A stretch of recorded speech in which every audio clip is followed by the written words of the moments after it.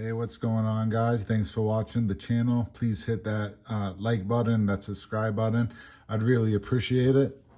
Helps the channel out a lot. I want to talk about StrapsCo today, a company that I purchased a couple different straps from. And I want to talk about the company kind of as a whole. I think they got a lot going for them. They have some pretty affordable prices. The first strap I picked up is this red strap here for my vintage watch, for my Bernhoff triple date or annual calendar with the pointer date. This watch I picked up at a estate sale for $5, which was a pretty incredible find. I wanted to put a strap on it to give it a nice look, to bring out that red in the seconds hand, but I didn't want to spend a lot of money. Since I didn't spend a lot of money on the watch, I was able to find this strap. This is from StrapsCo. It's the Desari, which is their higher end straps, the Desari Leather Tribute 2, and I'm super happy with the results of this strap. It's super comfortable, it's well made. There was a quick release here to kind of put the spring bars in, but there was a problem. I actually ordered this strap too small, but I had my old spring bars from this vintage watch, so I kind of popped it out, took out the stock string bars, put back in my antique ones, and it works. But that's why the strap does run a little bit too small.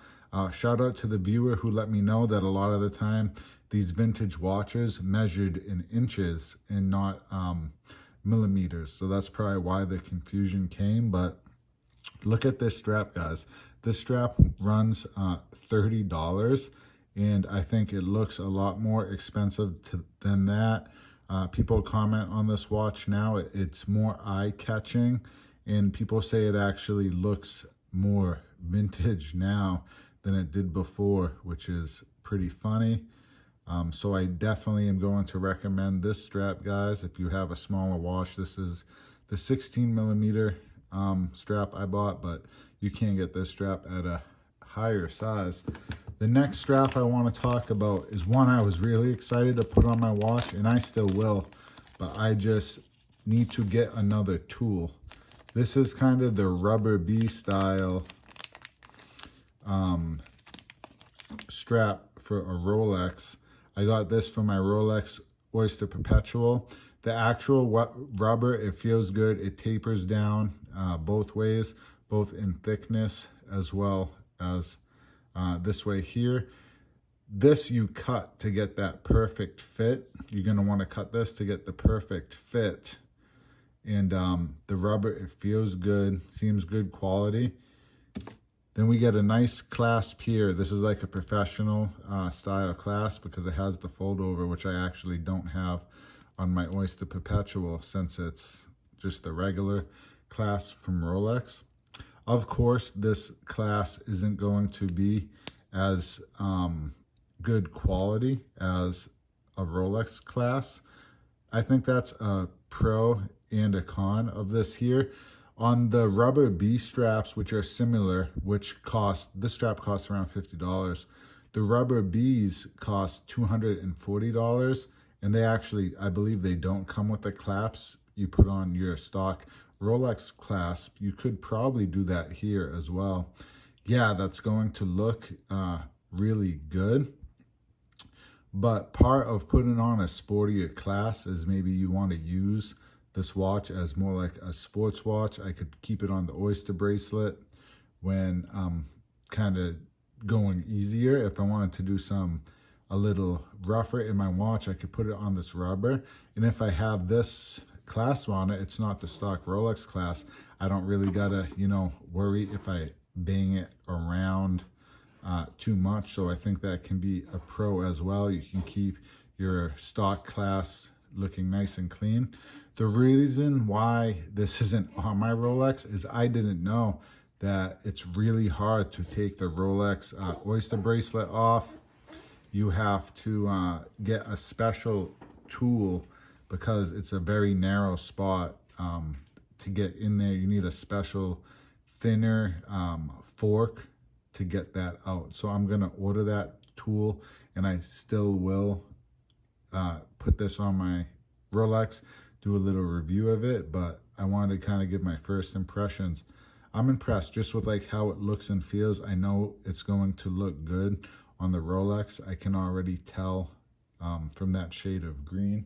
I actually got my Rolex right here, so it matches, you know, perfectly, basically, to that dial. So I think that's going to look pretty sweet, but that's why it's not on it yet. But I think, you know, if you wanted a rubber for your Rolex and you could put this on a sub or anything else. I know I got one viewer who would like to put a pair of orange rubber straps on his black Submariner, which I think would look pretty sweet. This may be something to consider. Next, on wrist, this is more of a bracelet than it is a strap, but this comes from StrapsCo as well. This is probably the favorite bracelet or strap that I ordered. This is the Shark Mesh HLink. To get my perfect fit, I actually took all of the HLinks out, which is okay because it gives a cleaner look, I think, but it's fine with the HLink as well. And you don't see this look on Omegas, on Seamasters a lot of the time. This is the first I've seen it. You know, they got the James Bond titanium edition Seamaster, and big shout out to my viewer again, another viewer who did tell me that Omega does make mesh bracelets in stainless steel. Apparently they do make them, but you have to order them separate. I don't believe they match to any Seamasters, but they will fit. I'm gonna say I like this one a little bit better though, because it's like actual mesh. There's actual holes here, like chainmail or shark mesh.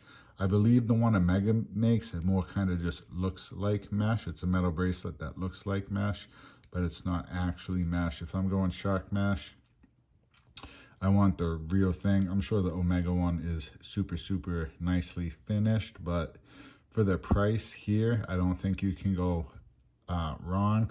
A lot of people give me compliments on this watch, and you can tell why. Super eye-catching. If you guys have an Omega Seamaster, I definitely recommend checking out the HLink Shark Mesh to get like that totally different look that you have here.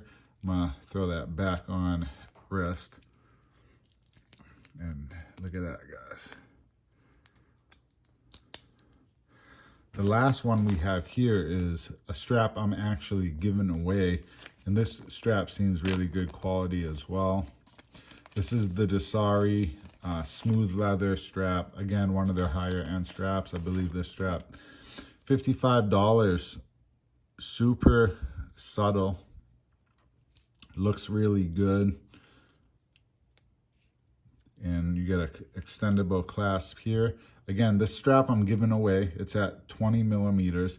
If you want to win this strap, make sure to look at the video I put out on my channel earlier this week that has all the giveaway instructions, just a couple easy to follow instructions. But again, for the price, $55, I think this strap's comparable to a lot of higher end straps. I believe to get this locked down, you're gonna put it through here, feed it through here.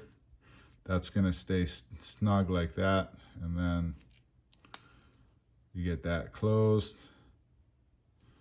and back, which, you know, I'm not quite sure if you had bigger wrists, if that would work. If you have smaller wrists, I think that you're going to be able to get a good fit there that feels like it's in there.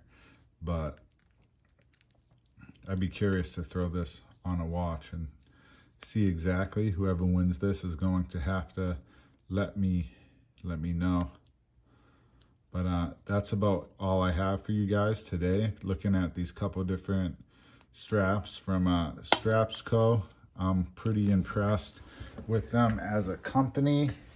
I think that if you want a nice strap, you don't want to spend, you know, the price of a watch on a strap. There's someone to check out. Let me know down below, guys. Do you have any experience with StrapsCo? What do you like here that I got? And just kind of your thoughts on them as a company. Thanks, guys. I'll catch you in the next one.